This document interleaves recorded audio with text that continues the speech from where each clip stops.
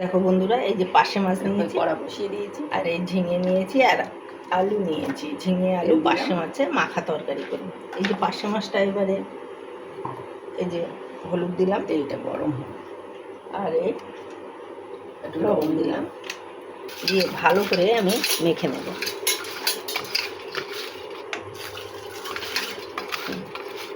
তেল গরম হয়ে গেছে, এবারে আমি রান্নায় এবারে মাছগুলো এটা মেখে একটু ঢেকে দেবো। রান্নায়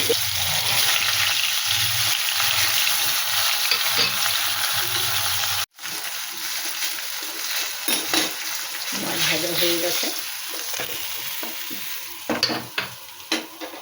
এইবারে এর মধ্যে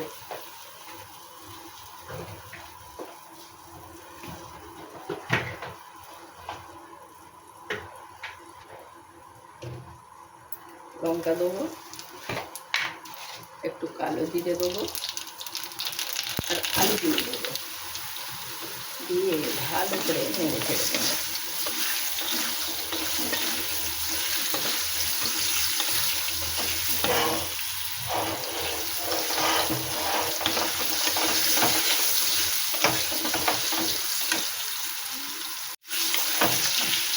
আলু ভাজা হয়ে গেছে, এবারে আমি একটু হলুদ দিলাম আর একটু লবণ দিলাম,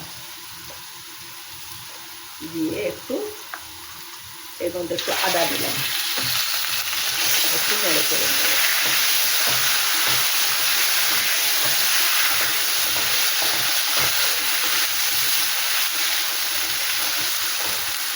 এবারে এর মধ্যে ঝিঙেগুলো দিয়ে দিলাম।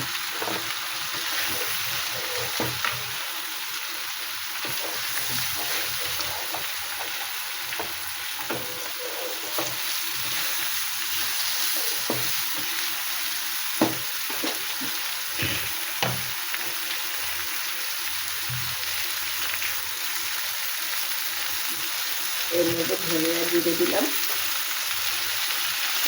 একটু লঙ্কা দিলাম। এবারে আমি একটু এটা ঢেকে দেবো।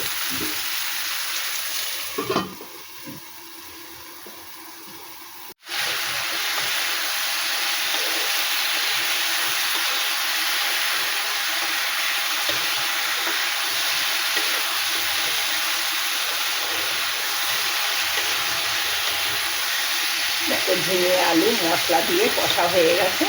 এবারে আমি এর মধ্যে জল দেবো, আর একটু ভেজে নেবো, নিয়ে জল দেবো।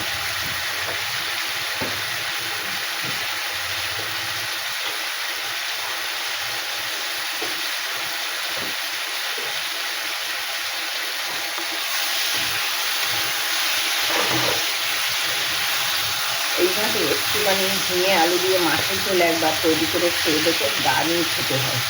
তেমন করে কিছু মশলা না, তেলও না অনেক। এবারে আমি এই গরম জলটা দিয়ে দিলাম। এবারে এটা ফুটতে থাকুক।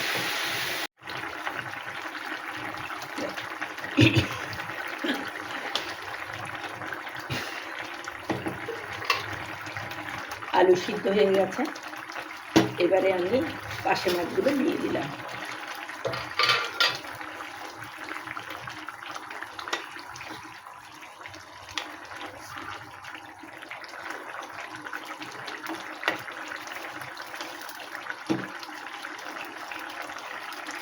একটু গ্যাসটা কমিয়ে দিলাম।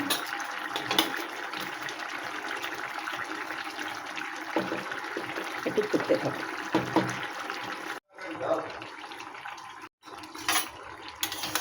দেখো, ঝিঙে আলু পার্শে মাছের ঝোল হয়ে গেছে। ঝিঙে আলু দিয়ে দেখো গ্যাসটা অফ করে দিলাম। এবারে আমি তরকারিটা তুলব।